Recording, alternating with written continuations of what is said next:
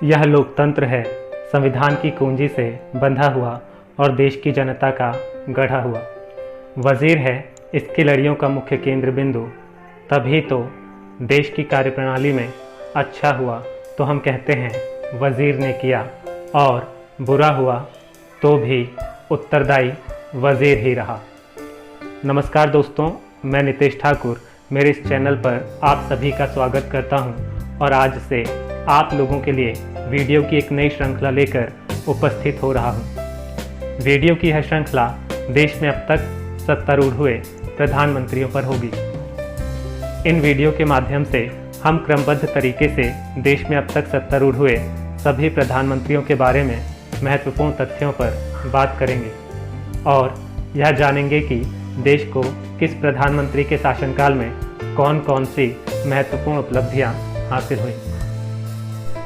दोस्तों, यदि हम कहें कि देश की कार्यप्रणाली में सर्वाधिक जिम्मेदार पद प्रधानमंत्री का है तो यह बिल्कुल भी गलत नहीं है। इस पद की जिम्मेदारी का अंदाज़ा इस बात से ही लगाया जा सकता है कि यदि देश में कोई अच्छा काम होता है तो हम कहते हैं सब कुछ एक कुशल नेतृत्व की वजह से हुआ है और हमारे प्रधानमंत्री इस नेतृत्व की रीढ़ हैं। लेकिन यदि काम गलत हुआ तब भी हम प्रधानमंत्री को ही दोषी ठहराते हैं। इन सभी बातों से प्रधानमंत्री के पद की जिम्मेदारी का बोध होता है। आखिर प्रधानमंत्री का पद इतना जिम्मेदारियों से भरा क्यों है? इस बात को ऐसे समझते हैं कि हमारा पूरा देश एक परिवार है और देश की जनता इस परिवार की सदस्य है। अब इस बात से तो हम सब अवगत हैं कि परिवार में एक मुखिया होता है जिसके इर्द गिर्द ही परिवार की कार्यप्रणाली संचालित होती है।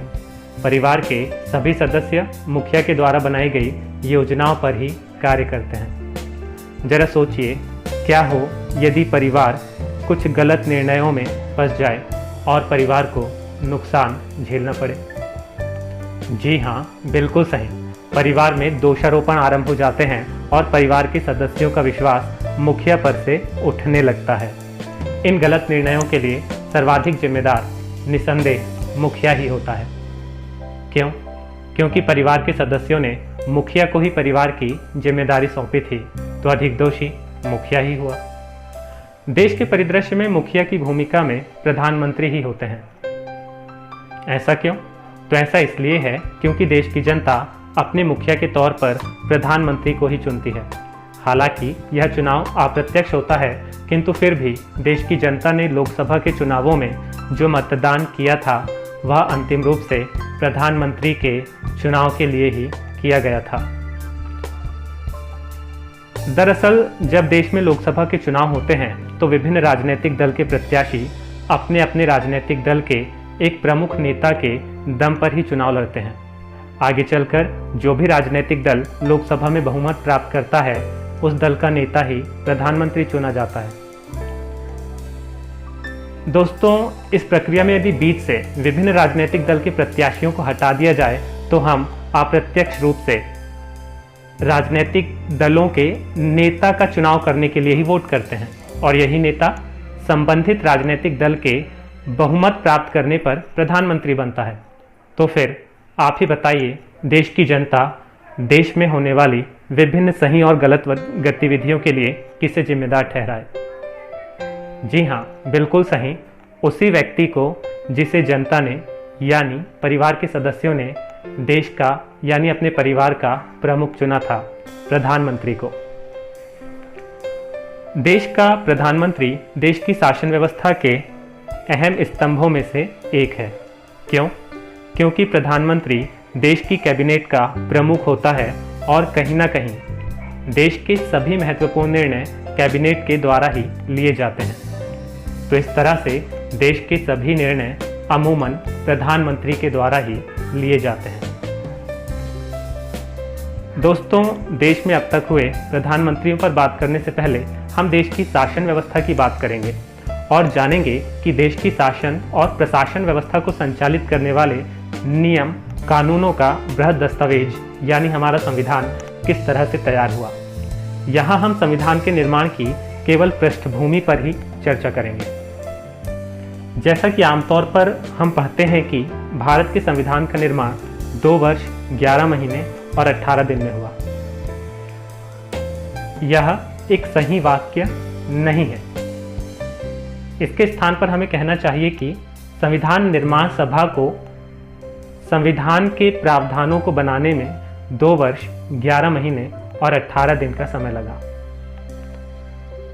दरअसल भारतीय संविधान के निर्माण का क्रम तो संविधान के प्रभाव में आने से लगभग 180 साल पहले ही आरंभ हो चुका था। संविधान के निर्माण की शुरुआत भारत में ईस्ट इंडिया कंपनी की शासन व्यवस्था स्थापित होने के साथ ही हो चुका था। 31 दिसंबर 1600 वह तारीख थी जब ब्रिटिश महारानी ने 217 व्यापारियों की साझेदारी में बनी ईस्ट इंडिया कंपनी को भारत जाकर व्यापार करने की अनुमति प्रदान की थी। ब्रिटिश महारानी से अनुमति पत्र प्राप्त करने के बाद ईस्ट इंडिया कंपनी को भारत सहित पश्चिमी देशों में व्यापारिक एकाधिकार प्राप्त हो चुके थे और कंपनी भारत में व्यापार करने के मार्ग तलाशने में लग चुकी थी। कंपनी को भारत के साथ व्यापार करने की सभी अनुकूल परिस्थितियां प्राप्त हुईं और देखते ही देखते कंपनी ने भारत के साथ व्यापार से अत्यधिक लाभ कमाए, जिसके चलते कंपनी के अधिकारी कुछ ही वर्षों में ब्रिटेन के धनी परिवारों में गिने जाने लगे। किंतु कंपनी के अधिकारियों का लालच यहीं समाप्त नहीं हुआ और उनका लालच बढ़ता ही रहा। कंपनी के अधिकारी भारत से अधिक धन कमाना चाहते थे। इसी लालसा ने कंपनी के अधिकारियों को इस बात के लिए विवश कर दिया कि वे भारत की शासन व्यवस्था पर अपना अधिकार स्थापित करें। लेकिन यह काम इतना सरल नहीं था और तत्कालीन समय में यानी 18वीं शताब्दी के मध्य दशक में भारत में व्यापारिक गतिविधियों का मुख्य केंद्र बंगाल था। इस समय बंगाल के नवाब थे सिराजुद्दौला और ईस्ट इंडिया कंपनी को भारत में अपनी शासन व्यवस्था स्थापित करने के लिए बंगाल पर कब्जा करना था, यानी सिराजुद्दौला को पराजित करना था। कंपनी ने भारत में अपने व्यापार को बिना किसी रुकावट के आगे बढ़ाने और बंगाल की शासन व्यवस्था पर अपना अधिकार स्थापित करने के लिए सिराजुद्दौला को गद्दी से हटाने का मन बनाया और 23 जून 1757 को बंगाल पर आक्रमण कर दिया, जिसके चलते अंग्रेजी सेना और बंगाल के नवाब सिराजुद्दौला के मध्य बंगाल के प्लासी नामक स्थान पर भीषण युद्ध लड़ा गया, जिसको प्लासी के युद्ध के नाम से जाना जाता है। युद्ध में बंगाल के नवाब की पराजय हुई और अंग्रेजों की बंगाल की शासन व्यवस्था पर अपना अधिकार स्थापित करने की मंशा पूरी हो गई। इस युद्ध में अंग्रेजों का नेतृत्व रॉबर्ट क्लाइव ने किया था। प्लासी के युद्ध के बाद भारत में अंग्रेजों की शासन व्यवस्था को एक मजबूत चट्टान की भांति स्थापित करने वाला युद्ध 22 अक्टूबर 1764 को लड़ा गया। इस युद्ध को बिहार के बक्सर नामक स्थान पर लड़ा गया था, जिसकी वजह से इसे बक्सर का युद्ध भी कहा जाता है।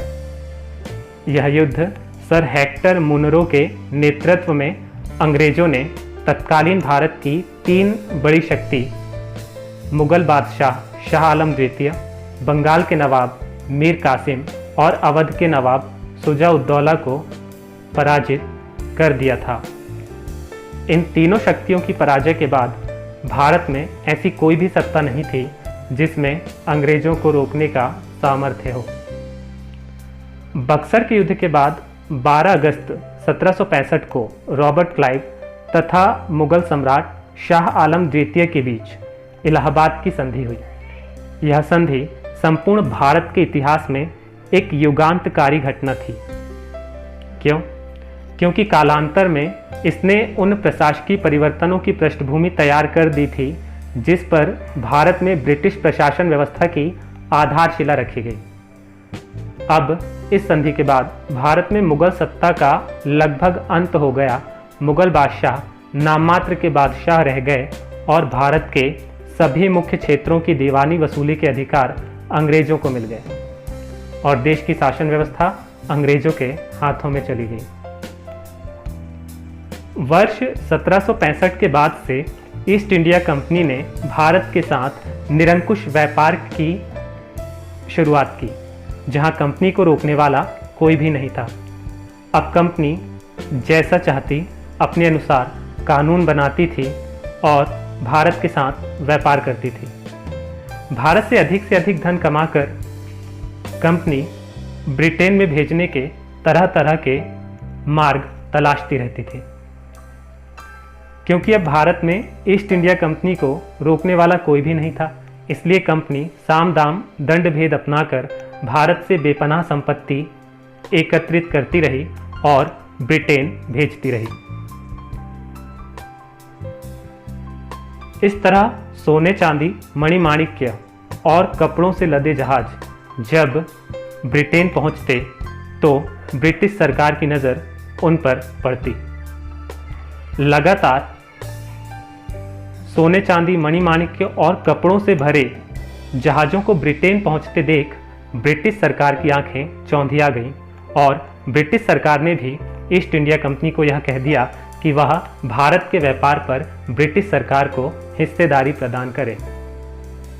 इस तरह से भारत के व्यापार पर अब ईस्ट इंडिया कंपनी के अतिरिक्त ब्रिटिश सरकार की हिस्सेदारी भी तय हो गई। लेकिन ब्रिटिश सरकार का मन यही नहीं भरा और सरकार ने भारत में कंपनी के शासन और व्यापार पर नियंत्रण लगाने के लिए कुछ एक्ट पारित किए।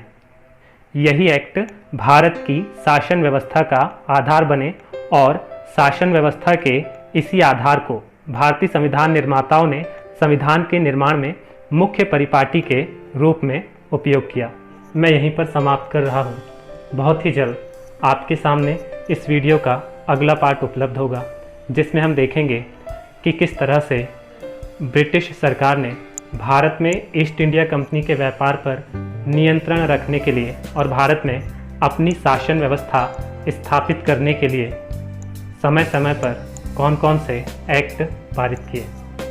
दोस्तों, अगले वीडियो तक के लिए नमस्कार। इस वीडियो का अगला पार्ट उपलब्ध होगा।